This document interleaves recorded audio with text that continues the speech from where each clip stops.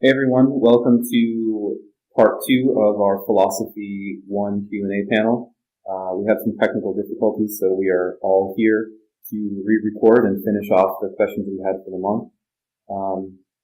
We are just going to kind of get right into it so we can try to smoothly transition from the last video. So our last question that we left off on was emotional eating out of boredom. How do you combat this problem? Chad, please start us off on that. All right. Well, it's a little bit individual, but I find for myself, and if I have clients that are starting to experience this, it's usually because you're becoming self-aware of this pattern of behavior. So I try and identify my triggers or my clients' triggers. So anytime that myself or a client's going through an episode of emotional eating or boredom-induced eating, I have them use the Notes app on their phone or do a voice recording. And if they catch themselves in the act, just write down what they're doing and why they think they're doing it. And then we review it and try and work together to remove either emotional or stress triggers or food triggers or other triggers that would have them initiate this behavior. So the biggest thing is just becoming self-aware, trying to monitor it. I mentioned last time as a Band-Aid fix or a exercise and kind of recalibrating hunger and satiety, I've used like brief stints of intermittent fasting in the morning where I'll skip a breakfast for a period of time, just so one, I can kind of like actually recognize and feel hunger again, not an emotional or psychological appetite, but a physical hunger, and kind of dwell on it and handle it for half a day, for a month. And then whenever I go back to a regular pattern of eating, I don't find myself emotionally eating as frequently because I'm like, no, this is hunger, this is boredom, or this is something else that I might be misinterpreting before that little stint of recalibration. Yeah, I think the big thing last time we discussed it, and why I wanted you to lead off again with it was, I think the writing thing is a huge part just because it makes you be present. And a lot of times, the diary.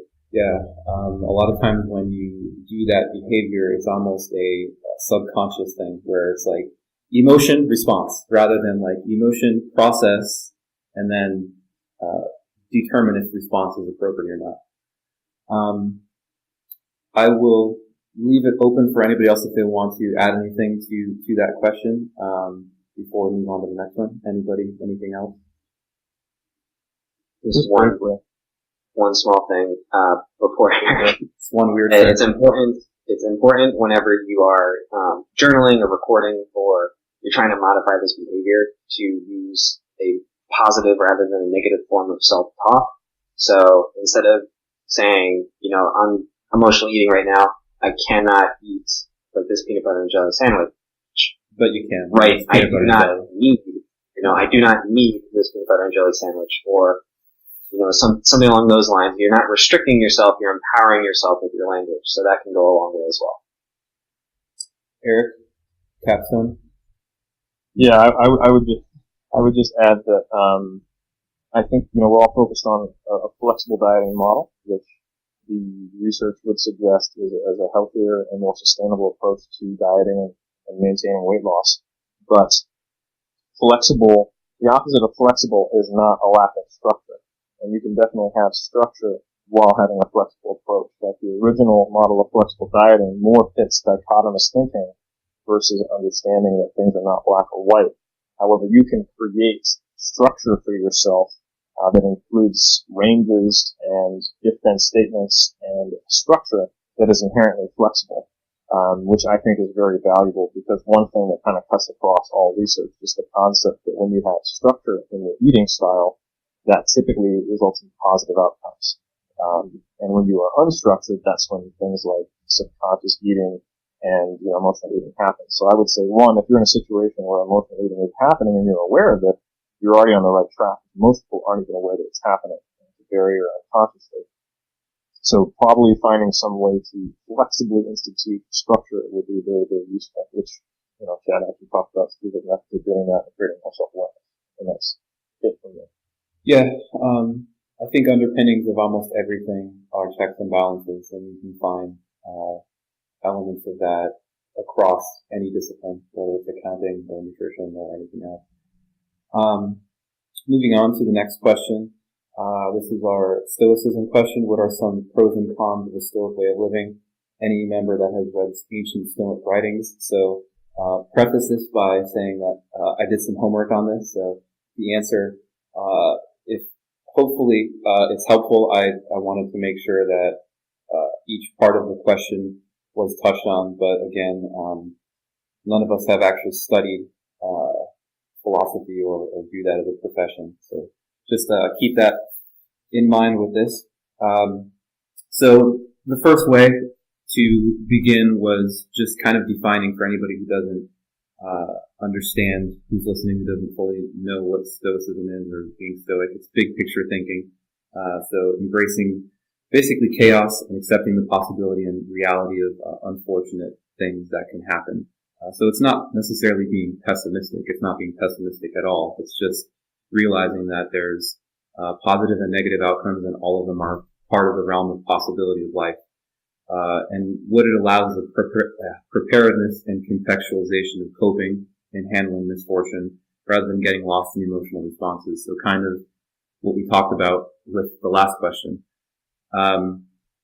So my interpretation of Stoicism is, to some degree, a level of submission and appreciation for things. And when I say submission, it's not just saying, I have no control, but more so accepting that you can't control everything no matter how hard you try. All you can really control is your emotional response to things.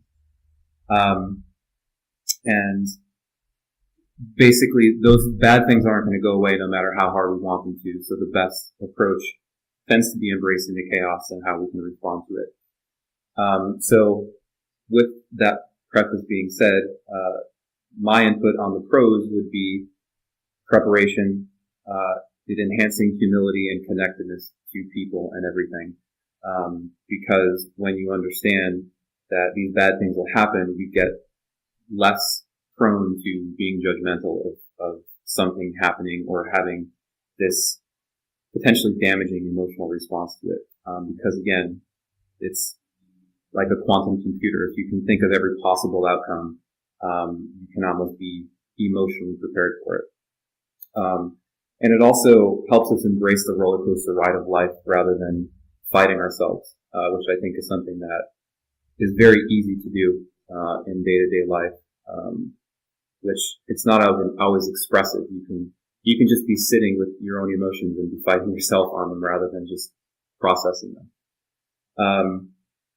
So again, to not get too lost in it, Stoicism would be the trend line between the highs and lows of emotions. The cons of this thinking would be allowing ourselves to become in balance with it, which would mean really getting too lost in one or the other, which would negate the idea of Stoicism. But I think thinking too much can cause you to get too lost in the moment. And I think thinking can be addicting, and introspection or processing can, and that can actually be pretty destructive. So basically ensuring that we keep appropriate context, balance, and not getting too lost in those potential undesired outcomes. It's more so just realizing they can happen, and the good can too. So balancing the negative and positive. I realize that was kind of long-winded, but if anybody has any other input on that. No. Okay, on to question 3. How strongly do thoughts born in the mind influence the body? Conversely, to what degree do purely physical aspects of the body affect the mind? Ethan, I will let you lead us off on that. Who do you want to go first? Ethan, you can go first. I think we had you go first last time in the queue, so we will. So I guess the first question I'll answer with this one is talking about the body and how it affects the mind. Oh, actually, before we begin, I just want to preface this by saying, like, I know we sort of got off on the conversation last time of, like, whether the mind and body were truly separate entities. And I think regardless of your opinion on that question, I think in this case they're talking about thoughts versus the body. So, like, how does our body affect our thoughts? And the way that I think about that would be like, if you're looking at what a body is, it's kind of just like a machine that gets information that is then sent to our brain to process, and then our brain sort of, contextualizes the information and we get thoughts. So I think when we're thinking about perception and the senses, I think the relationship between body and mind is very, very strong. But, when we're thinking about things that like sort of happen without our conscious thought, like your heart beating or your digesting food, like that has nothing to do with our consciousness. So in that regard, there isn't really a strong connection between your conscious thinking and your mind. But again, when we're keeping it within the framework of perception, I think there's a very strong relationship. Like your body is literally the extension of your mind that's taking in information from the world. And so the second question, well, it was actually the first, how do thoughts influence the body? I think it sort of depends on what kind of thoughts you're having, because if you're thinking about like skills or literal physical actions like movement, I think it can have a very strong relationship. But for instance, you can't really like think yourself into having a different genetic makeup. It doesn't really work that way. So, but when we're keeping it in the context of movement and action and skill, I think there's a very strong relationship. And I also think that like there's a certain mental component to performing skills that like elite performers have that sort of separates them from the non-elite. And, I couldn't tell you exactly what that is, but I think it's there. And I think there's a strong relationship between the two. So, Eric, if you want to do that. Yeah, we could do point, sure. Point counterpoint. I would say I agree with everything Ethan said, and I would just say though that it may not be a useful construct to think of the body and mind as separate. Which, with the way you framed it, Ethan, I think I am much more on board with than you recorded the first time, where thoughts could be seen as their influence on the body a little bit. However, thoughts are neuronal impulses and result in hormones beyond fast and slow messaging systems. So.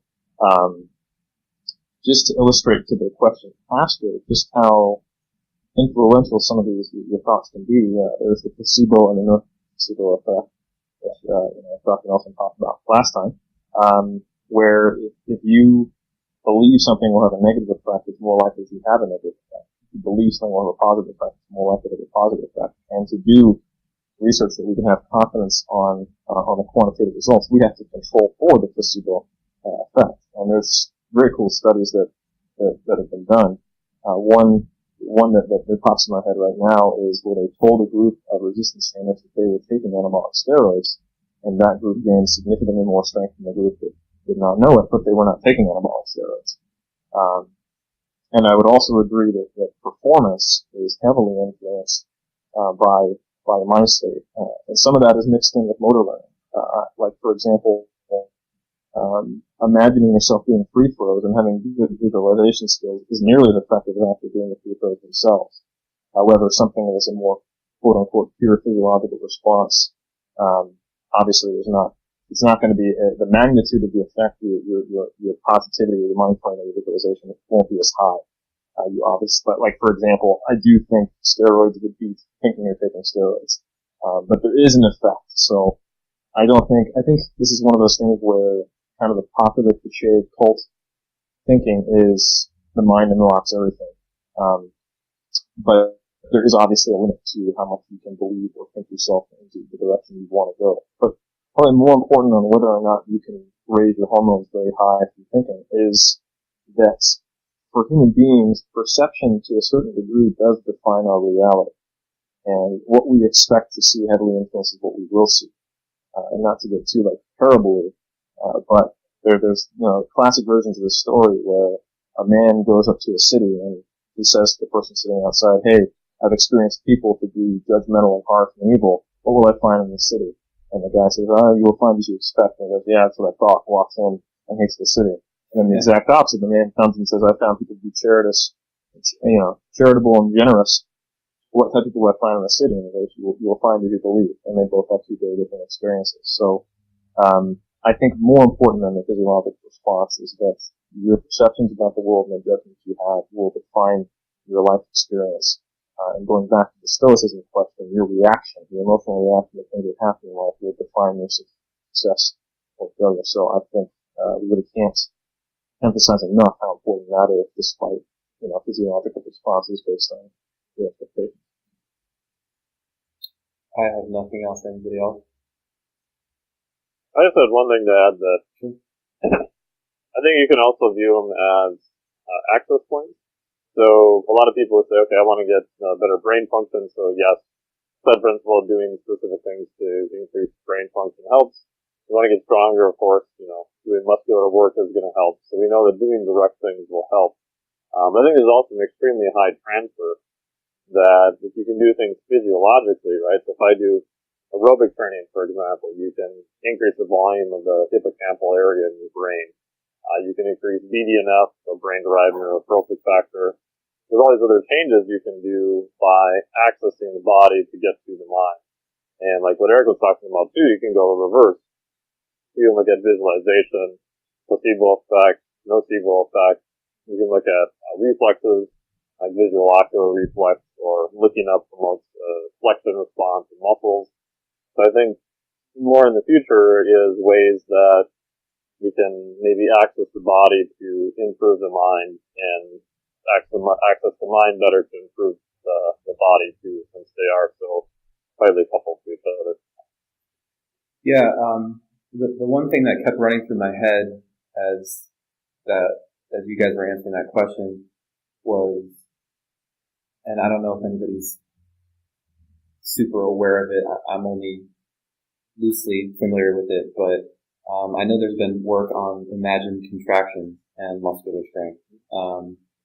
And they actually showed in effect, obviously, a lot of strength is neurological, so I think it makes sense, but it kind of complements everything that you guys, have touched on and said is, really getting, I know we debated the word optimal or optimization, but getting complementary action of both, I think, would lead to the best outcomes. Everybody cool with moving on from that one? Next question we will do the panel for, so we'll go around the horn in clockwise order. Question is, what are some of the most important lessons that we've learned through training and coaching, and how have we applied those lessons to other aspects of our lives? Eric? Good question. I would say probably the most important lesson that I learned, I've learned in stages and I'm still learning, is that many of my limitations are self-imposed. One of my earliest experiences with athletics or sport or whatever was I ran the 400 meter in high school, and the largest jump I ever had in my time, I guess reduction in my time for the 400 meters, was I think my freshman or my sophomore year, when my coach took me aside after I ran something like a 60, 61, 62 second 400 meters and said, Eric, have you thought about just not slowing down in the last 100 meters of the 400 meter race? And for whatever reason, it stuck in my head because I realized that it started to hurt. I started to be uncomfortable, so I slowed down so it wouldn't be. Very normal response. And the next time I ran the race, I just simply didn't. And it hurt more, but I finished like 4 seconds early. I literally went from, I think, a 61 to a 57 in like a week. That obviously wasn't a physiological change. And I learned from that, I can push myself harder. Interestingly enough, now, years and years later, after being an obsessed bodybuilder and a crazy person who wants to do a PhD in bodybuilding, basically, I have pushed myself so far past my limits at times that's been detrimental. And I've had to learn that I do have some limits that aren't just self-imposed in my mind. Yep. Yeah. So, it's kind of the downside to the outwork mentality, that I think a lot of us have learned and has been beneficial is that, it's not just because you can push yourself further doesn't mean that it actually results in a better final outcome. And that's been a more recent lesson that I've learned. That is the opposite side of the coin of what I learned as a 14-year-old. Yeah, that was a strong start. Thank you, Chad. I don't know how I'm going to follow that. Well, just go.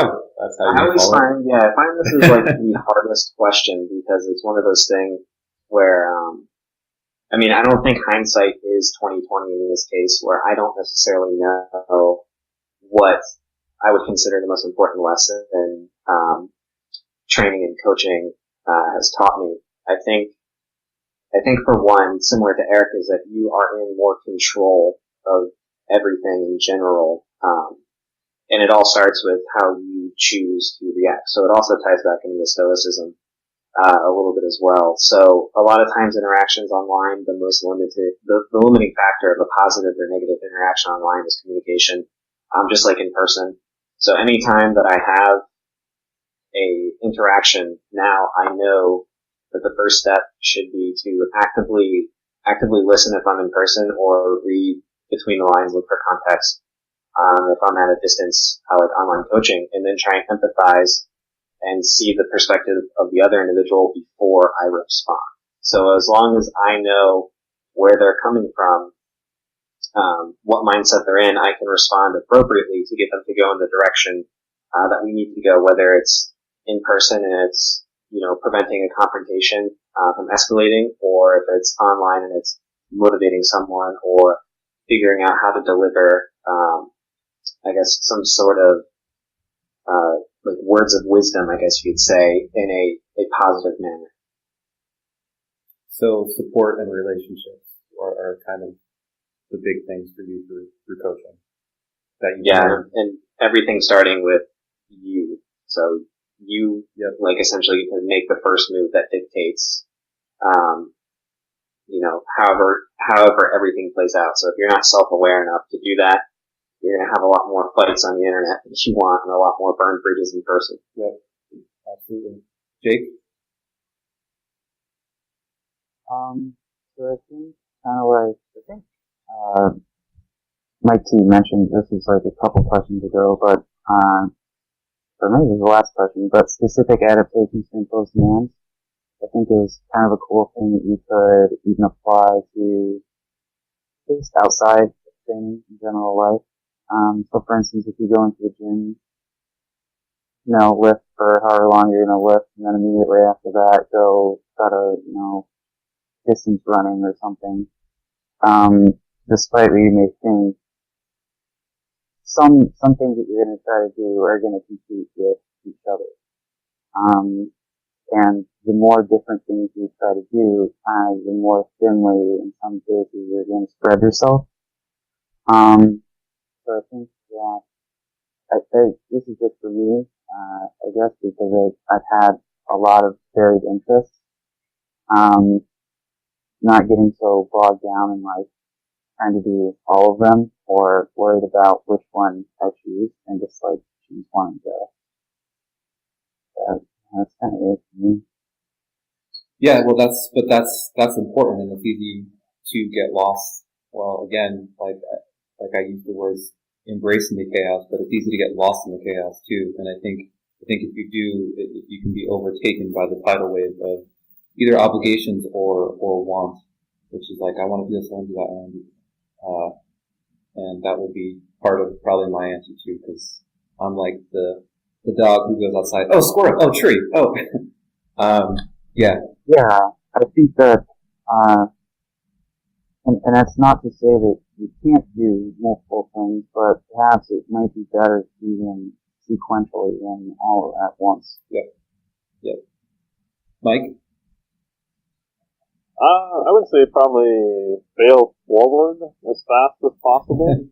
Now there's potentially a cost associated with that, so be careful. But what I like about it is that it rewards action. I mean, so obviously there's a time and place to, do your research and things of that nature, but trying to set up experiments N of one so that even if the outcome is quote unquote a negative, you kind of know what direction to go next. So even like if I'm writing a client's program, I may think, okay, based on all the data I have, we're going to go in this direction. But in the back of my head, I'm going to think, okay, if that direction doesn't work, what information does that tell me so I know the next direction to go? Instead of just trying to go, I don't know, I'll try this, try that, try, random stuff. So making sure that if the experiment doesn't work out per se, that the information I get from it is useful, so that'll push me off into the next direction. And then that also rewards, like I said, action and trying to do stuff as opposed to, I think it's very easy, especially now with the internet and Dr. Google, just to sit around all day and use research as an excuse to try stuff. And at the end of the day, you're probably going to have to go try it, right? If you're trying a new front squat program or whatever, you can do all the best research in the world and you could probably get a pretty good idea, but you're still going to have to go to the gym and front squat. Yep. Or whatever your goal you want to work on. So I think just trying to fail forward as fast as possible will get you to the end result faster. And the caveat to that is setting up what is the maximal cost you want to pay. If I'm doing a new front squat program, for me personally now, I don't really like having any pain. Even if my pain's a 1 out of a 10, I may alter it. But I know that going ahead. Someone's an extremely competitive lifter, that's probably not true for them. So making sure that you kind of know what your limits are ahead of time too. Yeah. We've all had a unique input and perspective thus far on it, so I'm enjoying hearing everybody else's perspectives. Ethan? Yeah, I didn't say this last time, but I kind of changed my answer from the previous attempt at this. But okay, only we know. Say what? Only we know that, so. That's true. But I guess I'm going to come at this from a training perspective. For me, I think when I stepped foot in the gym, I think that was the first time that I sort of wanted to do something in terms of sports that really no one had any expectation for me to do it. My parents didn't care. There was no high school coach, telling me, you have to do this. I'm sure my parents cared, but you know what I mean? They weren't pushing me saying, sure. You have to go to the gym. Whereas before, I felt like there was sort of an expectation to do sports growing up or whatever, but when I got to a certain age, it was I can do this if I want it. And I think making that push to go and do something on my own without anyone else's expectation, just my own intrinsic want. That was the first time that I really did it. And that sort of independence, I think you can just sort of carry that over into a lot of other areas of your life. If you want to chase after something, it sort of taught me you can do it if you do intrinsically want it. And, if you chase after it, it'll work out. I don't know. Not always, but you guys get what I mean, I think. Totally. Yeah, and I think, I'm gonna bridge that by, sharing my observations and things I've learned too is it can be very empowering, and I think the ability to share that with somebody and realize when something that means a lot to you has been very formative and important, you get to see other people where they are, and you get to see how you can help them and cultivate that. So I think part of my answer for that is I think that's an important lesson. Because when it happens to you, you know it, you feel it. It's so moving that you can't deny it and you can't ignore it. And I think something that's, you can define that as passion if you want, but I think when you hit that moment, you want to share it with other people inherently because it can change your life. And, so I definitely agree with that. I think something that, Eric brought up last time a little bit was grit. And I think when you learn that lesson too, it helps you see what the human potential is. And when you see it in other people, I think it's very, not just rewarding, but also, motivating, seeing other people achieve their goals. I mean, that's part of what inspiration is. But, I think the only other thing I'd add to everybody else's answers, which were awesome, is that I think one of the biggest personal things I've noticed from working with a pretty wide array of individuals was where I was. Like, I think memories and life is almost like having Polaroids, the snapshots of different places. You can just create a 100-foot or whatever board of all the snapshots of life. And I know you touched on this a little bit, Eric, about how, super lost in bodybuilding and all of those things. And I think when you work with a wide range of people, regardless of age, you see some of the snapshots are so close to where yours were. It can be very eye-opening. And I think it helps you, again, a thing that you touched on, Chad, it helps you become more self-aware and also realize and see an outside way of sometimes when you're in the moment, you can't process it as well. So you can see, wow, I was really lost in that thing at that point, or I was really something else at that point, and it's easier to see it through other people. So I think working with other people has helped me see me better, if that makes any sense. And in the application, it's realizing that, and then realizing that you're still alive and you could do something about it. You have the ability and power to change it. So it can be rewarding. I think it's a win-win in a lot of ways. I think coaching can allow you to empower and help other people, but it can also be very self-rewarding in terms of learning things about other people and yourself. Last question. We will do the panel again, and this is when preparing for a major event, for either a powerlifting meet, a conference, bodybuilding show, exam. How do you mentally prepare and remain calm and execute on game day? And I think it's pretty cool that the stoicism question came before this, because that can probably be implemented largely in this. But Eric, want to start us off again there? Yeah, for sure. I think what we got to last time was that basically everyone needs to find their optimal arousal level and to manage their anxiety. However, depending on what your baseline is, that may be two very different paths, and depending on what your strengths are. I'll use myself as an example. I'm an external processor, so when I present at a conference or talk in front of people, I find I get insights from what I'm saying, and sometimes it feels like I am being taught rather than me talking. Yeah. Yeah. So, people have sometimes asked me, how did you become such a good public speaker? I not like pump myself up, but it feels very that just happens to be the way my brain works, so it works well. And anytime I try to prepare a lot for something that I know, if I don't know something, it's not going to go well. There's no way around that. So that's obviously preparation is key for everybody. But if it's something I know, preparing for it, typically beyond just getting the slides done or the general topic done, makes it worse for me. So then it's just a matter of how do I manage my anxiety? And the way I do that is I think not about it at all until I'm like 10 minutes out, and I go over the slides once on my phone, I get up there and I do it.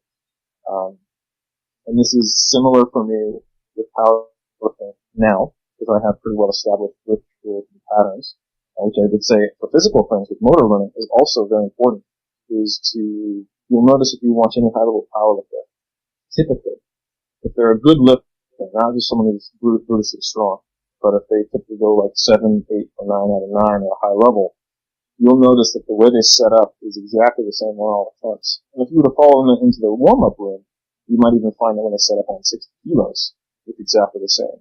If anyone ever wants to see one of the most impressive living embodiments of this, is watch Mike Toucher deadlift 60 kilos, and then watch him deadlift over 300 kilos, and until the only thing different is the bar speed. And so I would say I learned this from a New Zealand Olympic medalist who I got the pleasure to talk to. She was saying there's no emotion in process. She was struggling with at high level competitions because she was in a position where she could place top 3. the emotion of what happens if I do or don't get a medal. What if I mess up? Because so that the stakes were so high for her that it messed up her performance. So she started going through a checklist of what I need to do for this athletic performance. And there is not emotion in that. It is process. It's motivating. So I think, those are the few insights that I have, is that regardless, you need to get to an optimal arousal level and make it different depending on what your strengths are. And that's for athletic skills, focus on the process and have a ritualized setup at the very least, however that might apply to this sport. Chad? Yeah, I have a similar answer, but also a different approach than Eric. For me, usually, so unlike Eric, I usually present on things, similar to Eric, I usually present on things that I know, but unlike Eric, I will spend a lot of time just going through, after I've created it, my slides, how I want to say things, how I want to transition to the point where I can spontaneously decide to give a presentation to my shower head in the morning or my toothbrush at night. It just goes. And it's a little bit different every time, but I like to get to that point because, like Eric, I will watch how people react to things that I'm saying, and then I can choose to, expand on certain things that I know are coming up, or I can lead them into something that I think they'll be more interested in, so they can take more away from my presentation or my talk. And I also like to do that because, I know I'm not going to be in control of everything, so there hasn't been a presentation that I've done professionally that the power went out or the projector caught fire, like I couldn't just keep going. Like it wouldn't faze me at this point. So a lot of things, like that, and then also with lifting, it's the same thing, is getting it to where the process is almost autopiloted. You only need to take over in case of emergency. So I feel like that's my approach to almost everything. So balancing preparedness with your own level of maybe anxiety response seems like it's universal between the two guys, which I think is probably going to be an element for everybody. Jake? Yeah, I guess I would say the same thing. In some cases, trying to manage my own anxiety, I'm not even sure how to do that. Still a work in progress. Like the day I did have an exam, and I had free time the hour before where I was trying to continue studying, and it seemed like it was making me more nervous. So then I kind of just sat there and sat quietly in the library. That seems to kind of help. But it seems, at least from a personal perspective, that it can vary a lot depending on what the situation is. Kind of Eric mentioned, finding an optimal level of arousal. So I don't know. I guess with what Chad said with the emotional eating stuff is just awareness. I guess if you can be aware of certain situations and what arousal state we're in and what was the outcome of that. Today I was before my other quizzes I had a lot of caffeine and I felt more nervous, so maybe this time I shouldn't do that. And it felt better. So I guess just paying attention to those kind of things from that aspect. Doing a little human experience on yourself. Yep. And then responding based upon your results. Mike? Yeah, I'd say for presentations, I'm probably a little bit of a hybrid between Chad and Eric, probably a little similar to Eric, where, I'll first go through and make sure I understand the topic. Then I'll go through and create, a rough outline. I'll actually spend a lot of time just reviewing it as I'm going to sleep at night. And then I have a little notebook next to my bed, so I'll first wake up. If I have any thoughts, I'll write those down. And so I'll do that actually for several nights before I even assemble any slides or anything like that. I'll sit down, use a block of time, assemble the slides, and then I'll actually add pictures and stuff like that, separate. And then once I have it, I'll just kind of go through it, and it's a little bit interesting depending on how much time I have. So I'll know which slides I can skip, so I'll know the order. I'll know what story I can add and that type of thing. And then when I present, I always have a little time clock in front of me, so I have a pretty good idea of about where I should be at any point in time, so I can expand and kind of change things along the way. And then I think it's also important to kind of push your limits or test different things too. So this past weekend I gave a talk at the International Society of Clinical Neuroscience in Orlando, and it was interesting because most of them were much more neurology based, not huge into exercise phys per se. And there was like 200 people there, and it was unnerving because I had set up the talk for 50 minutes, and then when the new schedule got done, it was 35. And I didn't know that until the night before. And I had already submitted my slides. I had everything there. I couldn't change them.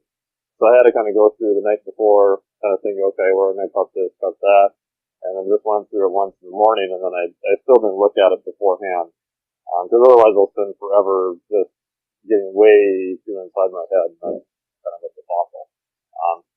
So I think it's good to try to, push the limits to different audiences, things of that nature.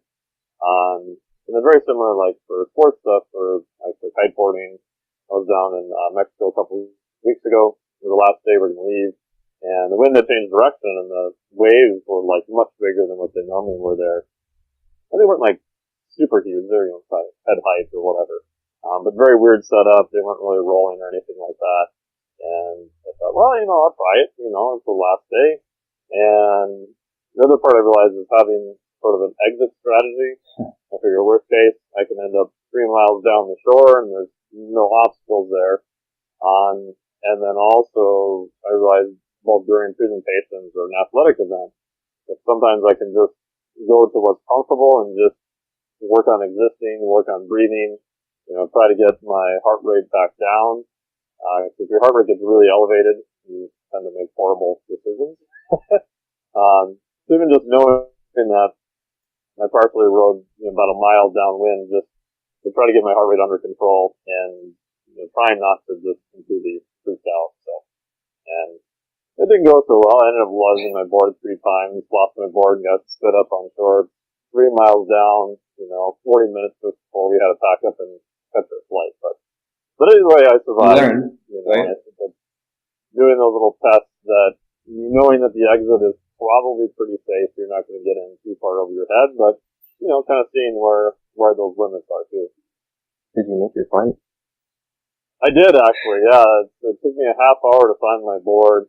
So we're running up and down the shore, and I'm thinking, I'll probably never find it again. I've only got like 30 minutes to spend looking for it before we gotta pack everything back up. And it also scared the crap out of my wife if she came out to figure out where I was. Didn't see my kite. So luckily the guy I was with grabbed it on shore and stuff. So it worked out alright in the end, but it was interesting. Yeah, an adventure. Ethan. For me, it really just depends on the situation. Like for an exam, I guess I know for myself, I really like just calm environments, because I'd really rather my mind be only focused on one thing rather than having to juggle a bunch of different thoughts. So trying to keep myself and just be quiet and focus, maybe listening to relaxing music really helps me. However, something like lifting, I mean, I guess for me when I'm lifting, I don't really think about, I usually go into kind of the autopilot mode a lot of the time. I'm able to sort of get into a more flow-like state where just sort of things are happening. I pay attention to shoe technique, obviously, but I can generally listen to very, intense type of music and still perform pretty well. But if I was going to try to listen to really intense music before an exam, I'd probably psych myself out or something. I don't know, it wouldn't really work. So for me, it really just depends on the situation.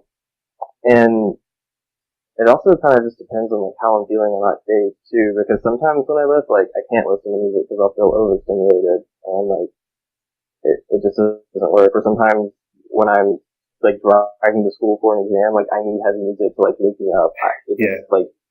I guess the advice I could give is trying to listen to your own mental cues and be adaptive.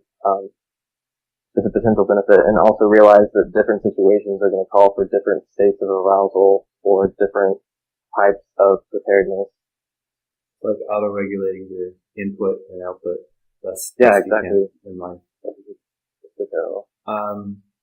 So I think I've just mentally been able to prepare kind of a bullet list for this, and I think my 3 preparation things that apply universally, regardless if it's powerlifting, if it's a presentation, if it's a bodybuilding show or an exam, is number 1 is I try to visualize myself there when I'm not there, so beforehand.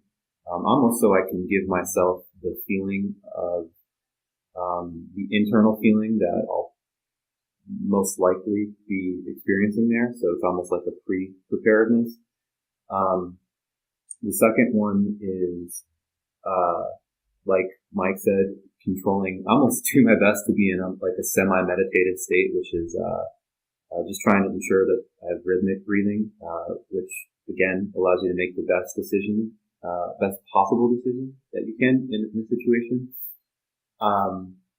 Rather than, like erratic ones that are infused by whatever environmental, stressors it might be.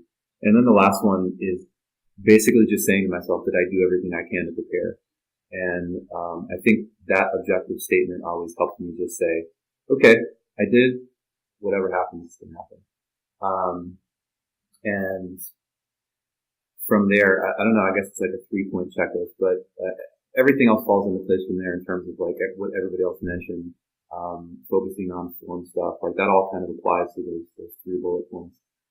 As a really brief anecdote, I went skydiving only once in my life, but, the instructor was basically talking about how a lot of people when they get out, especially guys who lift, they try to fight the air when they're falling, because usually that's in normal life when you're lifting, you're strong enough to do your best to control the environment. And I kind of focused on that and actually applied mental internal cues of lifting to skydiving, and it actually helped me relax when I was hitting or like flying towards the ground at terminal velocity. And it's funny, I was free falling in a potential thing that could have been death, but in a very peaceful manner. Like it was just saying, okay, I'm doing everything I can here, right, and letting the rest kind of take control. And so I think kind of elements of what everybody mentioned, it applies universally to potentially stressful situations, which is doing your best to be prepared and keep yourself in the most composed state. Those are all the questions. I will open it up if anybody has any closing statements. And then we will sign off. Anything from anybody else? Nope. Thumbs up all around. Thank you guys. Thank you everybody for listening, and we will see you next month for our nutrition panel.